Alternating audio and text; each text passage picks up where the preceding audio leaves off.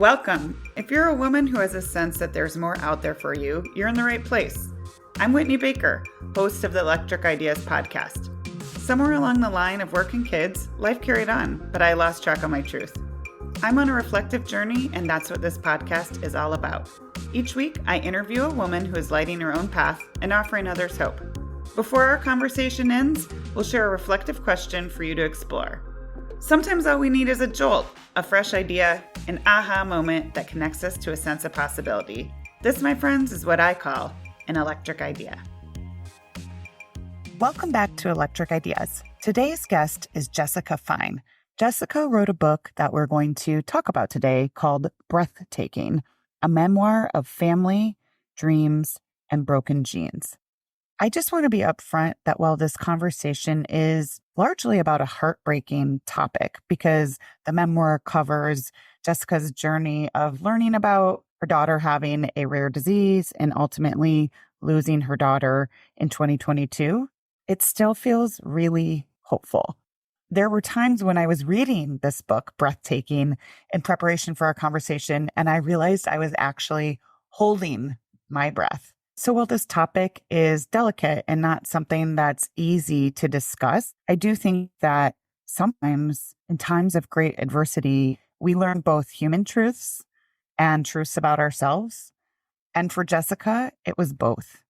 And I know this conversation will give you welcome perspective and probably encourage you to worry less about things that don't really matter in the long run.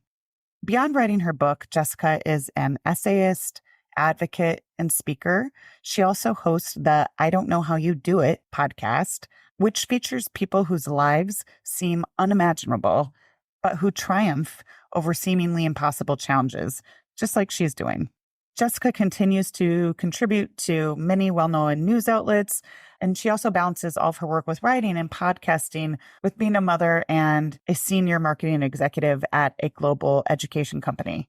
I hope this episode gives you a chance to pause and reflect on what matters most to you right now in life, and hopefully give the people you love a little extra grace, maybe an extra squeeze today. Let's get into it. Jessica, welcome to the show. Thanks for having me. I'm so glad to be here. So one of the reviews that I read about your book called it a masterclass in how to be human. What do you have to say about living life with kind of a general kindness to others, knowing that we really have no idea what another woman is carrying on her shoulders? Yeah, I love that question. And it's something that I think about all the time because for me, that whole people don't know what's going on behind the scenes started pretty early on. So, for example, I went through years of fertility treatments. And this was some time ago before people talked about this kind of thing as openly. And I was so private about it. At the time, it felt to me like the most personal thing that could be happening. Why in the world would I share this? And yet it was absolutely dominating my life, as I'm sure many of your listeners can relate to, because so many of us go through these kinds of treatments now. And I kept it all to myself. So I've learned over the years, and I've become much more comfortable. And obviously, I need to be comfortable now with a memoir coming out and putting it all out there. But back then, I was so private and I was carrying so much. And I realized looking back that other people had no idea what I was doing when I was, dashing out of work to go to the clinic or taking injections in the restaurant bathroom or all those things that I was doing. And so that kind of was the first introduction to we have no idea what people are dealing with. But then as my life became even more complicated and less relatable, that stood out for me even more. So now I do try to appreciate, and I realize that most of how anybody reacts to anything is based on what they're going through. In fact, we often would tell our children as they were growing up, when so-and-so was being mean or when, whatever was happening, most of the time it has nothing to do with you. It's about them, right? So we just don't know what people are carrying. The same things echo in my house, when someone was mean or so, I always say, you just never know what's going on in their home right now. So that's Yeah. sage wisdom. I couldn't agree more. I read once about thinking about it as people are all carrying invisible backpacks, and we have no idea what's in their backpack. We have no idea how heavy what it is they're carrying is. And so that visual really helped me. Yeah. Your book shares encounters with unimaginable grief. And I mean, it includes the fertility treatment process that is very relatable for so many women and very difficult, but moves into the loss of various family members, including your daughter, Dalia. And this is a lot to take in for many people. I'm wondering, just so that we can ground a little bit in your story, if you can tell us a little bit about Dahlia's story. Absolutely. And thank you for asking that. I will talk about Dahlia as much as I can to anybody who will listen. So thank you. Dalia was our middle child, and all three of our children were adopted from Guatemala. We knew very little about their history, their family of origin history. And when Dalia was 5, after sometimes I think lengthy diagnostic odyssey, and sometimes I think it happened pretty quickly, she was diagnosed with an ultra rare mitochondrial disease called MERF syndrome. So, what that meant was that she had a disease that was degenerative, that nobody could really tell us the trajectory. And what happened was she was learning and losing at the same time. So, as she was developing and learning to read, for example, and developing physically, she was also losing functionality. But we didn't really get thrown into an alternate universe until she was 9, when she caught a cold that became pneumonia and landed us in the hospital in intensive care for 3 months. And at that time, she lost a lot of functionality in a very short time. When we left the hospital, she had lost her ability to walk, to talk, to eat, to breathe without a ventilator. She had a tracheostomy, which, for people who don't know, is like a little hole in your neck that allows you to breathe through an alternate airway with a tube coming out of it.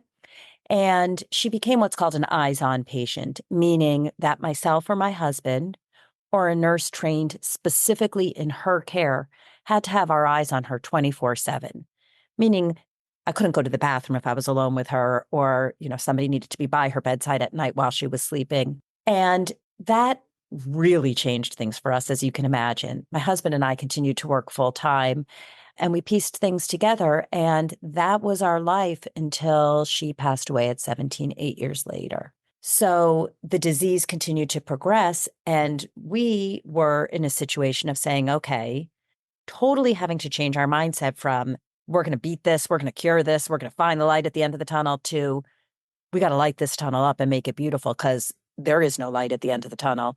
And how do you create that life for the kids, not only for Dahlia, but for her siblings too? And, Dahlia was such a force.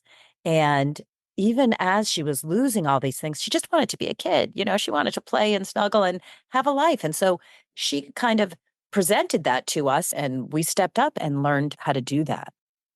This is a very minor part in the book, but when she comes home from the hospital, and like you said, she'd lost her ability to communicate, she lost her ability to walk and obviously eat, and she really wants chips all of a sudden, I cried because I just pictured her motioning to you, and I can't imagine all of the things you didn't anticipate that would even be shifted for her. Exactly, exactly. And we thought some of the bigger things like the breathing with the ventilator, but as it turned out, eating was, I think, the thing she was angriest about, the loss of being able to eat. When you think about it, you realize, I mean, it's such a part of everything. It's such a part of community and culture, and how we bond together is over food. And the scene you're talking about is just a day or two after we've come home, and it's Mother's Day, and her cousin and a few family members are coming over. And we had said, okay, we're not doing any kind of sit down thing. I thought I had anticipated exactly where the triggers would be. We're not going to do a sit down. There'll be food out and people can just kind of eat as they want. And there was a bowl of chips, and she wanted a chip. And it was when she realized, I think, that it wasn't only that she hadn't eaten, but that she couldn't eat anymore. And it was just absolutely heartbreaking. And she couldn't speak, but boy, could she make herself known at that point with the pointing and the mouthing. Ultimately, she lost her ability to move altogether. But that didn't happen until much, much later, until the very end. In those earlier years, she was able to communicate. She found ways and she wanted those chips. And so those kinds of, it just everybody trying to kind of descend and figure out how to distract her and what we could do. And that was really tough. During the time when, you'd had this major shift with Dahlia, I also remember, there's so many heartbreaking pieces of this, obviously, but when you had a friend over to play with her and all of a sudden you're like, oh my God, this just doesn't work. I have kids. I was picturing what you were describing of the friend kind of racing up and around, and Yeah, tell us about that was that. so, so tough because her friends are getting like more physical and doing cartwheels and, wanting to run around and look, check out all the toys. And her ability to move was so limited. And it was so heart wrenching for us as we watched her friends doing all these things that she simply couldn't keep up with them anymore. And even though she was mainstreamed school still for some time, going to school with a private nurse, that was so tough. On the other hand, I'll never forget, we went to a school meeting, whatever, an IEP meeting or something, and they were telling us what Dahlia's day looked like. And they were talking about recess. And of course, Dahlia was in the wheelchair and was limited in terms of how she could play on a playground. But they said to us, what happens is all the girls run over to Dahlia and they'll say, what should we do? And Dahlia points. So she would point to the swing set or the slide or whatever. And then they would all go and do the thing that she said. So she even was kind of commanding what was happening in that setting. And that made us smile because even when our children don't have a host of challenges, thinking about them on the playground with nobody to play with or nobody to sit with in the cafeteria, it makes us feel so horrible. And so I loved the idea of Dahlia directing what the kids were doing. I loved her spirit. I mean, it just seemed like she was fun and spicy and sparkly, is the word you use, even through it all. I think oftentimes when it's clear that families have something big happening, it's hard for people to know, especially people that aren't in your intimate circle, what to do or how to help. Was there anything anybody did that you felt was unexpectedly reassuring, helpful, or kind? I love that question because I thought, some people ask the opposite, right? Like, how did people surprise you by not showing up? And so it's a beautiful thing to think about and to be able to pass on and to learn from. And so I think the thing that was kindest for us was the people, and I'm thinking about one set of friends in particular, who continued to show up, to understand that we could no longer easily go out. That was a whole production for us to go out. And so friends who realized that and showed up and, brought the dinner to our house and never got tired of that, never said, well, you live 45 minutes away. We used to meet in the middle, and now they would just continue to be there. That was one thing. And to continue to show up and to invite us, even though we often had to say no. They didn't disappear. So I would say that is a big thing. I'd say another thing is people who actually took initiative to learn about Dahlia's disease, because it was very tiring to have to explain all the time, and we had some friends who went and did the research by themselves. I will also say when we were in the hospital for the extended period of time, there were a few friends who showed up in that hospital every single day, and that meant the world. So I think mainly what you're hearing is this idea of showing up, just being there and realizing, what, the friendship's gonna be lopsided, and that's just the fact of the matter, and showing up anyway. It's beautiful. In the book, I want to share a quote. You say, imagining the worst thing doesn't make you more prepared when it happens. How do you stay positive and hopeful just knowing such unimaginable things do happen? Obviously, the book starts with the unexpected death of my sister when she was 30 and I was 27. And that opened my eyes to the whole idea that we do not know what's going to happen. I mean, she was my best friend, and I was on the phone with her that morning. We were chit chatting, so it was just a very kind of normal conversation. And then she died suddenly that afternoon. And that really changed my worldview because I now understood that anything can happen at any time.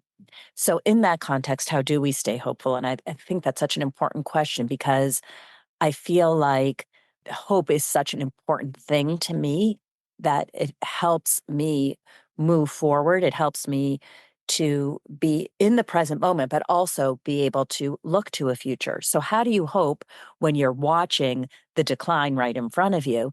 And I think that for me, it was that what I hoped for changed. So, somewhere along the way, I was no longer hoping for a cure. I knew that in Dalia's lifetime, there wouldn't be a cure. So I was hoping that maybe she would sleep well that night, or maybe we'd have a great snuggle and read a story together, or maybe we'd be able to take her, racing down the ramp in her wheelchair and play loud Taylor Swift music. And even when she could only move her shoulders, she was an awesome dancer. So it was hoping that each day, really, and even within that, I mean, a day can be a really long time. So hoping that we were doing the best we could, hoping that we were giving some joy, some light, some love, which started from her. So much of the time we were following her lead because she wasn't bitter and angry all the time. She wanted to be joyful. So we kind of had to do that. And I felt like I conducted that experience then. I became the conductor of creating that joyful life as much as I could. And not to sound Pollyanna, because it wasn't all glitter and sparkles and hope and love and light. There was a lot of that. But there was also intense anger and sadness and all the other things that you might imagine. What's really coming through to me as you're talking about your shift in perspective of hope is almost looking at the very present moment because that's all that was guaranteed for you. Yeah. And shifting into really dropping in to that more than worrying about the future. I think as a mother, we worry a lot. It comes with the territory. But as I read your story, I mentioned to you we had a chance to connect. I happened to be reading this even on vacation, and I put the book down and went and swam in the ocean with my girls because I was like, "Geez, I need to just show up in this moment." Yeah. I think it's really easy to worry about things that are ultimately pretty inconsequential, drop in the bag in the entryway, whatever. What advice do you have for parents about keeping that perspective and maybe saving our worry for things that really matter? Yeah. And I won't say that I've got it totally figured out. I will say that was a huge challenge for me because I am most comfortable in fix it mode. I'm really good at fixing things. And I think so many of us are, right? And, with the lists and we're going to get this done and we're going to do this. And so I, was determined to come up with this cure for this ultra rare disease that brilliant scientists and researchers and, people with funds weren't able to cure. I was like, I will cure it. And there will, because I was so comfortable in that we're going to get through this looking forward mode. And so it was a real shift for me. And I would say two things. Number one is this idea of letting go. We aren't in control. And there is actually a scene in the book where it's late one night and we're waiting for some of Dalia's numbers to come back to let us know whether she was going into respiratory failure, which happened to her multiple times. And I was sitting with a young doctor and we were talking about, what was happening right in front of us. And she said, Dalia will let us know what she needs. And I remember thinking that was like a ludicrous thing to say. Like Dahlia was totally on all kinds of medication. She wasn't able to speak at the time. What do you mean Dahlia's going to let us know what she needs? But she said, if you listen closely and we watch, her body will tell us what she needs. And that was something that stuck with me and loosened my grip in a way that made me feel a great sense of relief that it wasn't whether I was going to be able to decide if we should, increase this med or take her to this doctor. Dalia would tell us what she needs. And what's interesting is that piece of advice became really useful for me, not just with Dalia, but for my other children, because I started looking at their behaviors as ways they were telling me what they needed. So when there were challenging behaviors, which we all have a lot of that, I started to look at those as what is this telling me? What does my kid need here? So that was one way that I was able to kind of loosen my grip a little bit on fixing and controlling. And then the other thing was watching my husband, who's always been better at being in the present than I am. And I would spend a lot of time looking for the studies, talking to the doctors, trying to fix things. And then sometimes I would catch him and watch him, and he'd be snuggled in bed with Doll, reading or doing whatever he was doing. That he was so present. And he's still better at that than I am, but some of that did rub off. And I think that because of my experiences and because of so much loss, I'm able to see that make the most of what you're in right now. And, it's hard. I think perspective in hindsight, it's really easy to have perspective and to know what really matters. And it's hard when we're in it. I mean, it's hard for all of us. But I think being able to pause and think about the response and not just react, which again, it's kind of a comfort zone for me, but being able to take that pause and being able to take that breath and think through how important really is this in the scheme of things. And that, by the way, is, the name of the book is Breathtaking. And there's three reasons why I chose that title, but one of them is this transformation of learning to be more in the moment and take that breath. And then, of course, the other is that Dalia's breath quite literally was taken away by the disease. And then just the beauty of Dalia and the beauty that we tried to create our own little corner of beauty in the midst of this scary reality.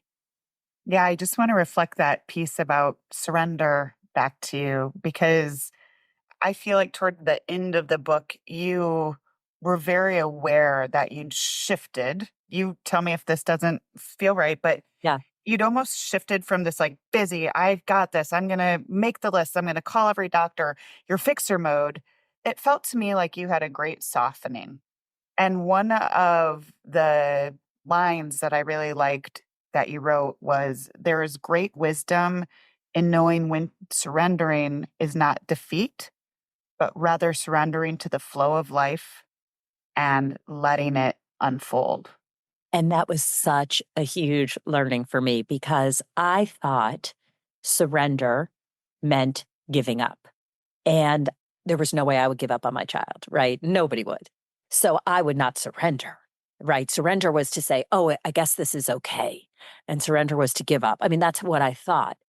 And then to realize again that it's not this like how tightly we can hold on and how much we can direct. And there's another scene in the book where my older sister becomes ill. And again, I jump in and I'm trying to talk her down one night when she's quite afraid. And she says, which she had every reason to be, she had stage 4 lung cancer and she was really petrified. And I was trying to say, well, we're going to do this and we'll do that and we'll fix that, And she said, Jess, don't try to fix this. Can you just sit with me in the sadness?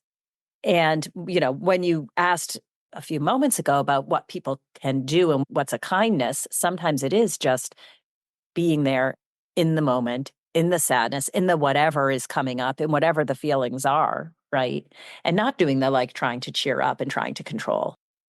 What do you feel you wish more people understood about the different types of grief? I know you've talked about anticipatory grief and obviously the grief of losing a child. And I think that it might illuminate things for people a little bit to hear from you on this. Yeah, thanks for asking because this was such a huge learning for me. And I've, in the last couple of years, done a lot of learning and writing about grief in general. But one of the things that I learned is that there are a lot of different kinds of grief, right? I thought grief was what you went through and felt when someone died. Like I call it Hallmark card grief. You can go to the store and you can buy a card.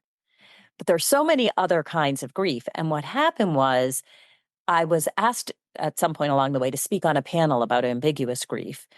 And I said, sure, of course, because I always wanted to raise awareness and I would always say yes. And I still will always say yes. And then I had to figure out what ambiguous grief was. Like I never knew what that was as a thing. I had never heard the term before.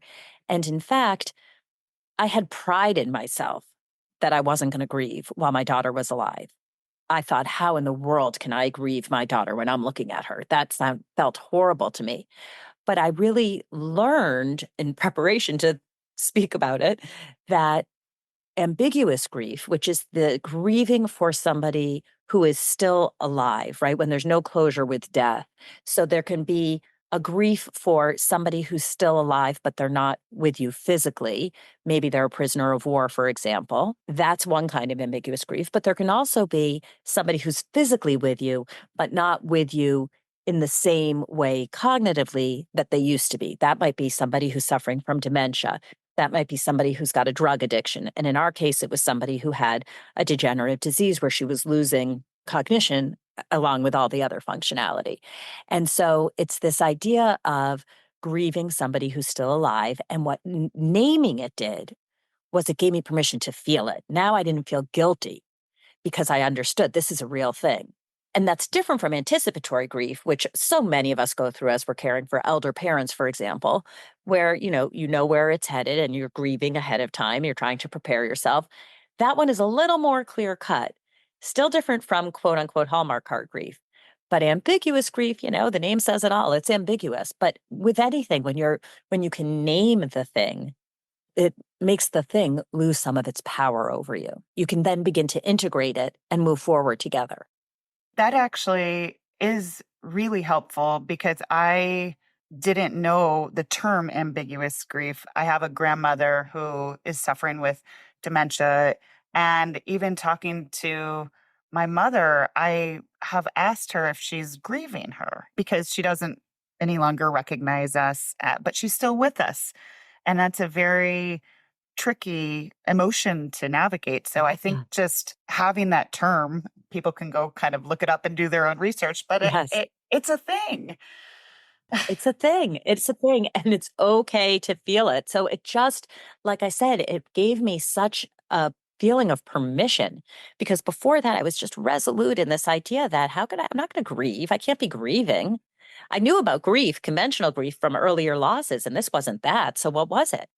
So it's very clear, you're so articulate, and this entire journey has actually, I guess, one teeny tiny silver lining is that the journey has helped you kind of reclaim parts of yourself that maybe you didn't realize you'd abandoned. So tell us about how your suffering in some ways has helped you step into your writing and your sense of self that you're enjoying, I hope, today.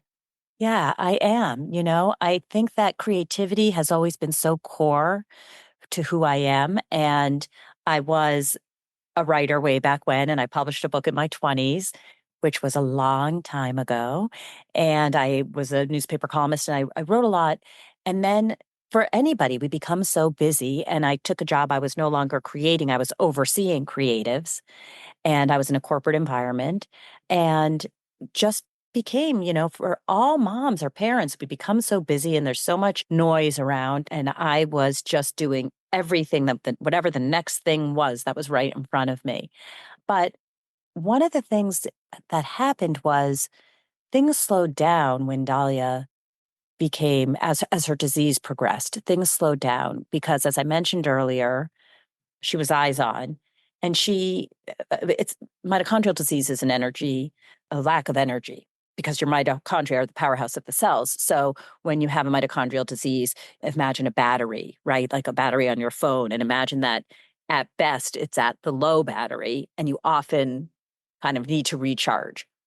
All of which is to say, there was a lot of quiet time where I would be sitting at Dalia's bedside. And it was actually there that I went back to writing. I mean, I guess it was actually in the intensive care unit. I started publishing pieces about what life was like in the intensive care unit. But in any event, at the same time, I had a lack of time because I had no time to myself and an abundance of time because, for example, if she was going to nap from 2 to 6, I was at her bedside. And for me, I mean, I read an enormous amount and that's my escape. But I also found that writing was a way to help me process, help me figure out what in the world was going on and help me take some control of the narrative as well. Now that you're reclaiming your beautiful voice, are there any final pieces of life advice that you hope my audience can take away from today's conversation? I think the thing is we can all do more than we think we can. And I don't mean do more like do more things to check off the list. I mean, we're capable of more than we think we are. There is no way in a million years I would have ever thought that I would be capable of essentially having an ICU in my house, of orchestrating so much care, becoming so highly skilled in medical care. I mean, it totally changed every single aspect of our life, emotional, physical, spiritual, practical, everything. I never would have thought I could do that, and I never would have signed up for it. So to be now on the other side and to see how we are all able, because maybe our situation isn't as extreme, but we're all faced with things we think, I could never. And you know what? You can. We all can, right? And so I think that's the takeaway is we can do much more than we think we can, and we'll do whatever it takes when it's for the people we love. So, women in my community definitely are interested in really living fully in their lives. And so I always leave my listeners with a chance for reflection. So I'll ask you, what's one question women could be asking themselves more? Well, I love that. I think that a good question to ask oneself, or that we could be asking ourselves more, is how is this serving me?